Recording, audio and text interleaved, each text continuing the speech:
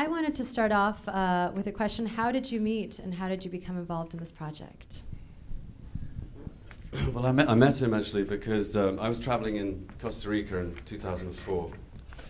And actually we were going from Costa Rica to Nicaragua, and I heard in the back of a car they were talking about this guy who had this cafe restaurant in a small town called Granada. You saw that in Nicaragua, maybe some of you know it, on the lake of Nicaragua. And they were talking about this guy who was a mercenary who had robbed a bank, and he was painting, and he never painted before. And I didn't think much of it because they were from the south of France, and I thought it sounded like a tall story, you know. So, but then I walked in and I saw a painting on that. He was running a cafe restaurant in Granada at that time, and I saw the painting on the wall, and it really just, whoa, you know, I saw this thing. And then I saw him, and at that time in 2004, he was very paranoid. He's not anymore, I have to say, but at the time, he had a curfew. We had a friend who stayed with him, and he had a curfew at that time. At 11 o'clock at night, you were either in or you were out. You know, if you were out, you stayed at a hotel, and if you were in, you stayed in your bedroom, because he had a 24-hour armed guard outside that watched the property at all times. And at 11 o'clock at night, he used to bar the front door, lock it, and he then had this ritual where he'd set 50 traps from the front door to his bedroom door, sort of, you know, spoons on glasses and broken glass and anything that would make a noise. And he'd have a dog outside his bedroom, and a dog in, you know, the bedroom door locked, another dog inside, and a loaded gun under his pillow. And Jean Marc, what was your reaction when Dominic came up to you and said he wanted to make a film? I mean, you're so honest on the screen, it's almost hard to watch at times, and for you to kind of relive those memories and be involved in this project, how did you say yes? When he asked me, he said me, no, the first time, he said nothing. He don't say he make movie, nothing. We just talk. And after he called me, it was 2 years actually after. 2 years after he know me, but I don't know nothing about him. I just he called me, we talk, and I don't know why. Good feeling, and I talk. No, too much, but I begin talk. Mm-hmm. And he sees a painting, and 2 years after he called me, and he said, I want to make a movie.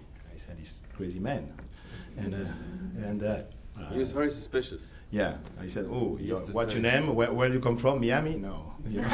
And I said, okay, but he need give me he said, I give you 2 months for think about this, and 2 months, because I don't want to make, you know, I don't want to make something in the middle.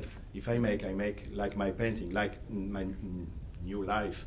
I'm honest and don't lie. Stop all this bullshit. Now I talk, and I need talk. I need and when he comes, he's like I said all the time, he's like an angel, you know, because and this time now it's the same. I need to talk. I need to share, and the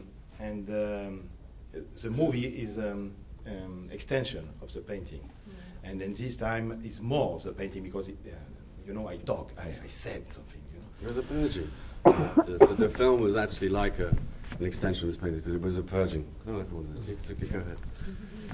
And I mean, you bring up so many parts of your past that I felt the whole audience were like, like just scary to watch. Even the whole Miami getaway. I mean, were you worried at all sharing that in a film, bringing any of that back to life? Yes, and this time I'm scared, you know. But in the same time, I know I need make this. For, you know, when you are some scare and blood all the time, you know. You had a scar. Scar, and blood all the time. You need to close this. It's not finished because you all the time you see, but it's okay. Yeah, it makes this. It's okay. It's good. It's not so hard, and I know it's very, very hard. And but okay, if I said yes, I make. I was just going to say the film came along at a time where it probably felt a bit like a confessional because he needed to do that. And actually one of the most attractive things about it for me was that he was so shockingly honest because he needed to. So it was, you know, really documentary as I thought documentaries should be, like refreshingly honest. I mean, shockingly so, but at least you get it, you know. There's no masquerading as documentary. You know, I got a very strong sense from him, as I said, this confessional, that it was, in a sense, more than his life was worth to lie or to hide. He kind of needed to, and just whatever, you know. Whether his son has seen the movie? No now, and we just wait when the movie come in Paris, in France, and he come, and but this is the next step for me, you know. It's a big step. He knows all about it. Yeah, he knows. He sees a trailer. He's, you know. Yeah, he see, but he know, but he don't see the movie, and this is a, you know, it's a hard time, but good time, good time. Okay, the question was that the lady was extremely flattering about the film, lots of compliments, followed by, did I get, you know, all those people in the film, did I get release forms from everyone? Did everyone who was in the film sign off? The answer is yes. As a producer stroke director, I actually had as a documentary, you have to get everybody to agree to be in it, and obviously a lot of times after the event. For example, actually, his son was actually fairly easy, because after the conversation on the phone, which I decided only to record Jean Marc's side, which I felt was more powerful anyway, he then called, we had a conversation, and we explained he was fine with that, and then he signed off. But the most difficult one was actually the grandfather, who didn't know.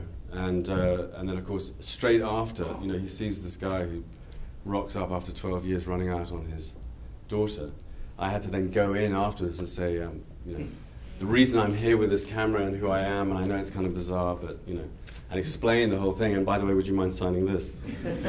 Which we did, and he did. I think probably, often we say you know, it's not particularly, I mean, you know, you're very pleasant and respectful, but actually, you know, to do it in the moment is the way. You don't give them time to think about it too long. It's not possible speak if I don't speak about this, about this very strong thing happen in my life, and I don't think if you think so much, you don't make nothing. All the stuff, the stories of like the things he'd done. That's why the film was such, as I said, a confessional, because you know, he needs to get that out. So it was much that far outweighed the risks, in a sense, in terms of where he was at in his life. Do you see what I mean? That's why I say it was really more than his life was worth to hide or to lie. You know, he needed to do that.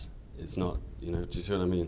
When I begin, and I come in Nicaragua and Costa Rica, and after Costa Rica, I go to rehab, in clinic, in rehabilitation, and I'm go in Nicaragua, and I begin paint, and some people see this, but in the derrière the restaurant, behind the restaurant, in a little space, the back to the restaurant, and people said, "Oh, he's like Jackson Pollock," and I said, "Who?"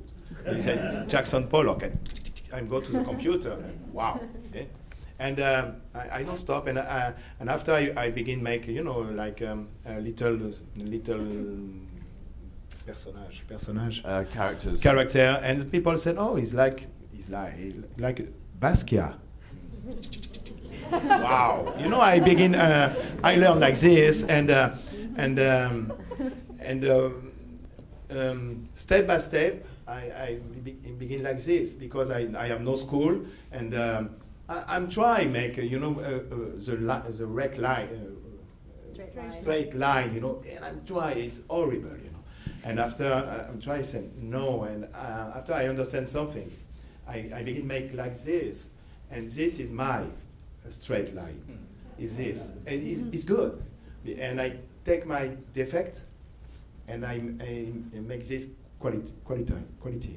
And I don't want to fight with my defects. He makes the most of his defects. Yeah. I want to. If you don't fight, you make quality. It's good. You switch negative and positive.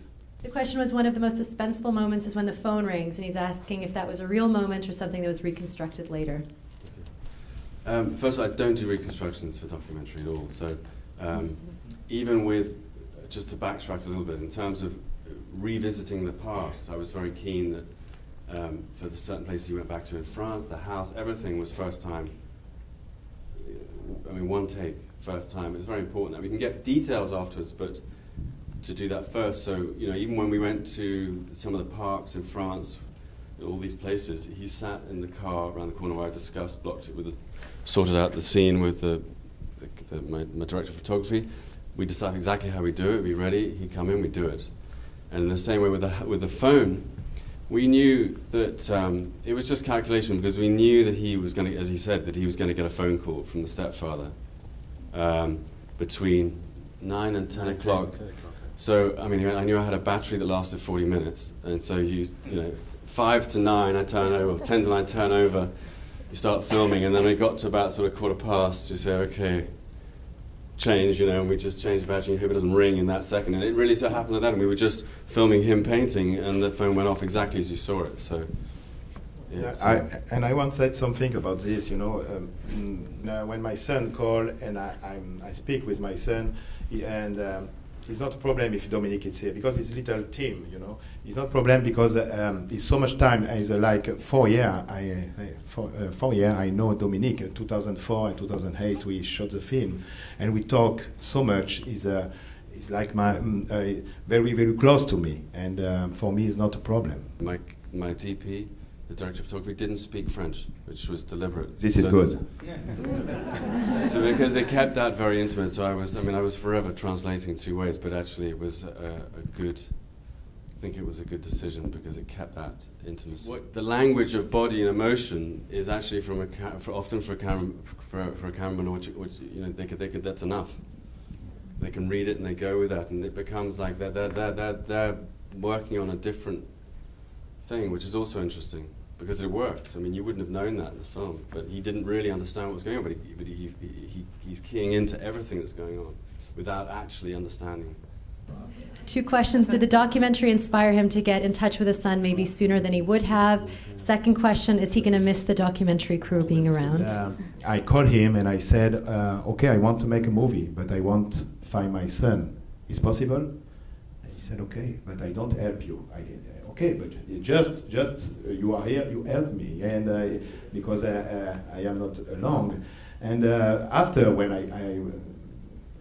I find my son, no, because it's part of this. I don't think, I don't see. I know it's here, and it's part of family, and no problem. Est-ce que tu me manques? Est-ce que tu manques l'équipe? L'équipe après on est allé. Yeah.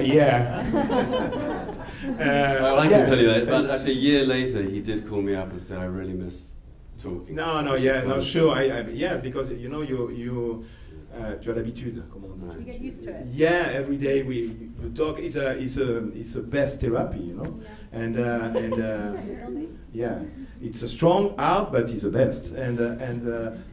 But we talk. We have so much in Skype. We no every day, but every week you have some discussion, and it's. You know, imagine also. I mean, he was. I mean, I was because he hadn't told anybody this stuff. I mean, most of his family's friends. I mean, people that you know. I mean, about his being raped and all this stuff. It's the first time he's been told. So I was the first person he told all this stuff. So I don't realize when we make this. I don't know. I don't see the movie before when she come in the festival. The first is in the Sheffield festival. I never see the movie before. I have no CD, nothing, and I don't realize the vision of him. I just need talk, and when I see the movie and 4 years 4 years after, I realize it's hope and. It's a message of hope, and you know. And I learned a very nice detail in the lobby from you in terms of ending on a message of hope about your family. That am I allowed to? Of course. He's a new dad. He has a 1-month-old. So that's a very nice ending to the film.